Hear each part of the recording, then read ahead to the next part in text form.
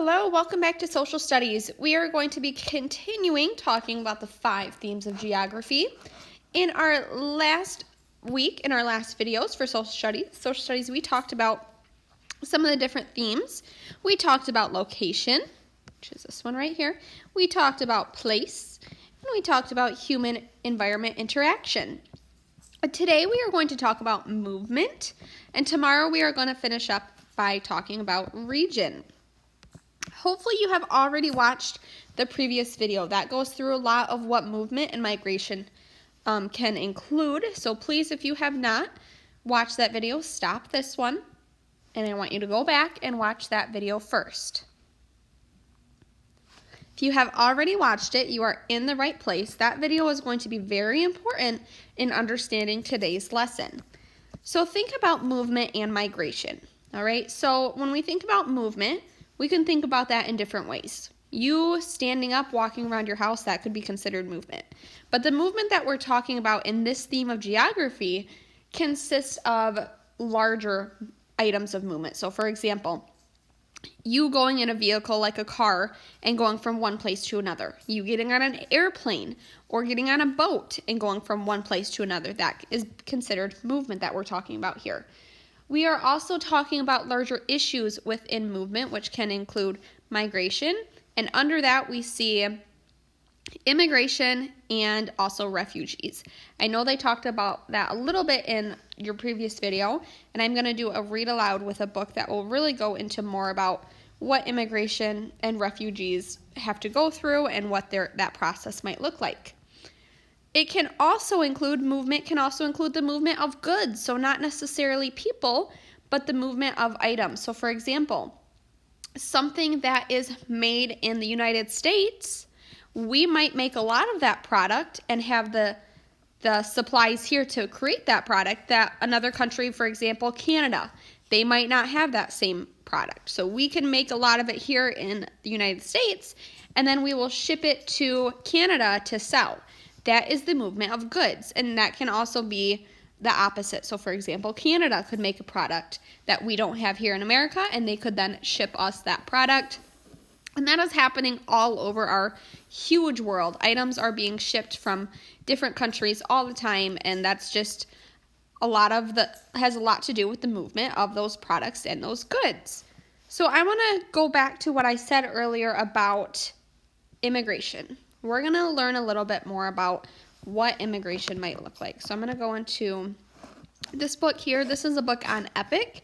It's called Coming to America. If you ever want to go back into EPIC and read through this again, it's a great book. I'm not going to read it all today, so you might want to go into EPIC and finish off this book when I'm done. So our book is broken up into different sections. This first section here is called Moving to America.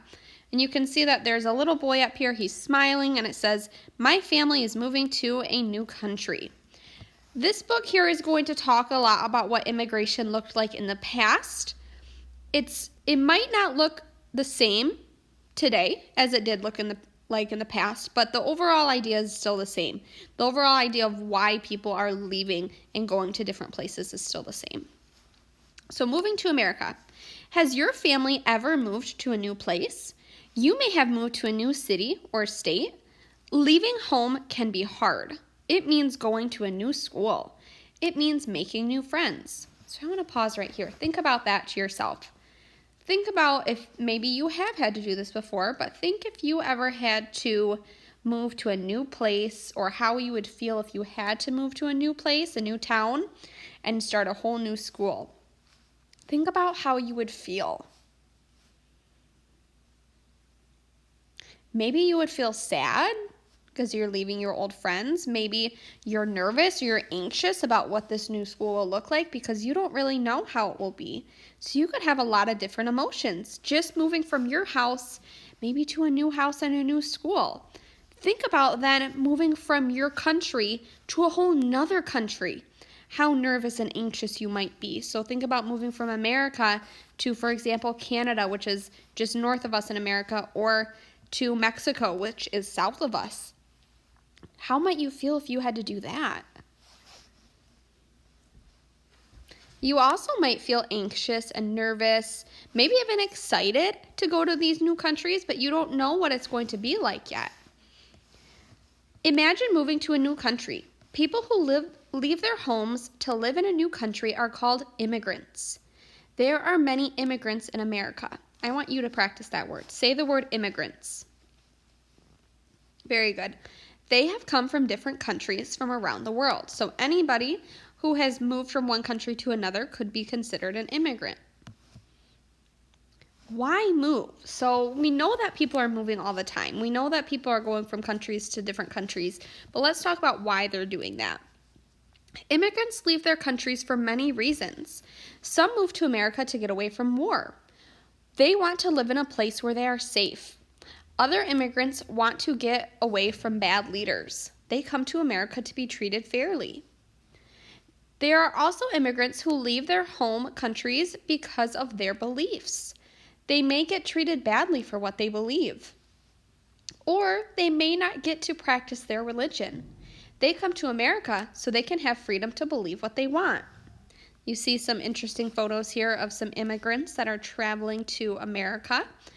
One thing I want to touch on here, let me go back here. It does say immigrants are leaving their home. This is all implying that they have a choice to leave their home. So if you're an immigrant, you have that choice to leave your home. You want to better your life and go to a new country that can provide that better life for you. However, there are some times where you might not have a choice. Maybe there is a war going on right in your backyard. Or maybe there is a lot of poverty and you can't survive in your home. Then when you leave that country to go to another country, you are becoming a refuge. That means that you are coming in because you don't have a choice.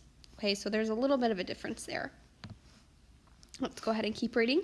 Some immigrants leave because their home countries are too crowded. There are not enough jobs and homes for all the people who live there. So they come to America to find places to live and work. Many immigrants come to America looking for new opportunities. Opportunities are the chances to do things and succeed.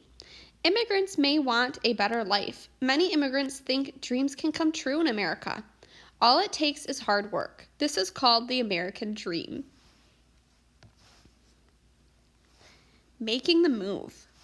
Long ago, it was not easy to travel to America.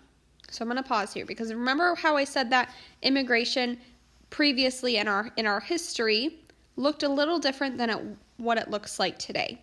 This is going to talk about what immigration looked like a little bit in our past. So because we didn't have really good airlines, we didn't have that system set up yet, a lot of these immigrants had to come over by a boat. That's what we're going to talk about here. Many immigrants came by ship. They had to sell everything they had to buy one ticket. Often, they had to leave other family members and friends behind. The trip was not easy. It could take 1 to 2 weeks. Most immigrants traveled in steerage. This was where the people stayed who paid the lowest price for their ticket. It was dirty and crowded. People often got sick. When immigrants arrived to America, they could not wait to get off the ship. So if you see here, it says third class. Most ships were divided into 3 parts. The people who had a lot of money traveled in first class or second class. They had their own rooms. People who did not have much money bought third class tickets. They traveled in steerage, which like it said was dirty and not very nice to stay in. So if these people, well, think about this. Why do you think these people were willing to travel third class in dirty conditions for 2 weeks, up to 2 to 3 weeks? Why do you think they were willing to do that? I want you to continue to think about that, but a really great answer here is they wanted the opportunity to come to America and to have that freedom that America had to offer. They really just had the desire to come here because they thought they would have a better life in America than in their other country.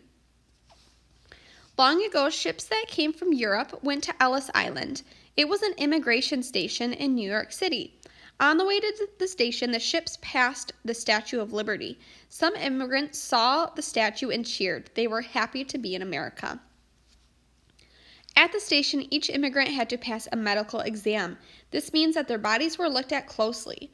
They had to be healthy before they could enter America. Immigrants who were sick had to stay at the station. Sometimes they were sent back home. Imagine traveling all that way from your country to America and then being sick and not even be able to, you weren't even able to come into America and you had to go home. Long ago, ships that came from Asia went to Angel Island. This was an immigration station too. Most of these immigrants at this station were Chinese. Immigrants were not treated well at Angel Island. They were sometimes kept there for weeks. They had to stay in small, dirty cells. The cells looked like zoo cages. The immigrants were given little food. They had to have medical exams too. They also had to answer questions about themselves. If they got them wrong, they could be sent back home. And this goes on to talk about the difficulties that immigrants might have felt settling in the United States. And like I said, I'm not going to read through all of it. I'm actually going to stop here. So if you want to explore more about this book, I'm going to go to the front again so you can see the cover here. It is called Coming to America, and it's in Epic. You can take some time to finish it off. It is a really great book in my opinion. But just think about this book and the movement that we have seen in here. This book mainly talked about the movement of people and how they might have moved from one country to another. So I want you to continue thinking about that type of movement, but also the other types of movement that you talked about or you listened to in the other video. So the movement of goods being traded from one country to another, and the movement of maybe yourself going from school to your home in a vehicle. There are all different types of movement in our world, and we talked about a little bit about that today. Please continue on for your activity list. You will have a discussion board posting after this video. Let us know if you have any questions.